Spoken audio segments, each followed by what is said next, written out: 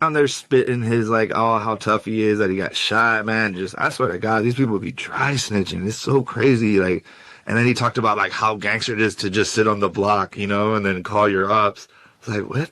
It's so weird to me because in the 90s, you literally had to sit on the block every single day. It was like a regular thing. We lived in the communities, we gangbanged in, we hung out in the streets and the alleyways and the parks. We didn't run up to a street to go on live and hang out for 2-3 hours and then think we're tough and then run back to wherever we were at. So Blue Devil does a reaction to Tommy Gunn's interview saying that basically your gangbanging is funny, bro. You're a funny gangbanger, bro. And you're talking about getting shot and stabbed and all this, and it's just like, he was just, I don't want to get all into it. You can go check out Blue Devil, but the main point is that he was checking his gangster and kind of let him know, like, bruh, you know, why are you doing this? Why are you saying this, you know, on a public platform about gangs and about streets? And just letting him know that, like, you know, when we did our thing, it's kind of like the old fools telling the young fools, you know. So it's kind of like an old fool telling a young fool and the young fool clapping back. So then the homie makes a rap diss on him, which was okay. And it wasn't too hard. And then he goes back on the interview and says that he's cool on Blue. There's no economics.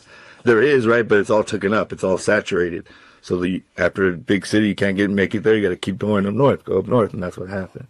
You feel me? There's already people there. But anyway, the sad thing is that, like, Blue Devil, again, could have put them on. But because they got into a little tissy fit, now they can't work together. And we are stronger together until vatos like this dude, Tommy Gunz, starts to get like a little bit more mature and not cry when fools make reactions. Just know Tommy Gunz, that Blue Devil was putting you on. He was just checking a little bit of your gangster, but he definitely gave you a shout out and said you're about to be on the interview, so I don't know why you're all butthurt. That's the thing with this new generation. They're highly offended, but highly sensitive. So they're all mad and get all sad and emotional and, oh my God, somebody's talking about me, bro. Like, who cares, Tommy? Do your thing, you know? If you're such a cool rapper, you're so tough, you're so gangster, you'll be fine. Trust me, and trust me, you're gonna go to the places where gangsters go. I saw him just on DJ Flip. That white boy's a trip, and I bet you he'll be on Adam 22 soon. He just needs to diss the homies a little bit more. That's how a lot of these fools get on. They diss the homies so they can get on, you know? How do you think Lefty kept getting popular? They always talk about bands got on because of Lefty. Nah, man, Lefty used all that to keep getting popular, more popular, and now it's kind of dying out. But you don't got to run from your problems, my boy.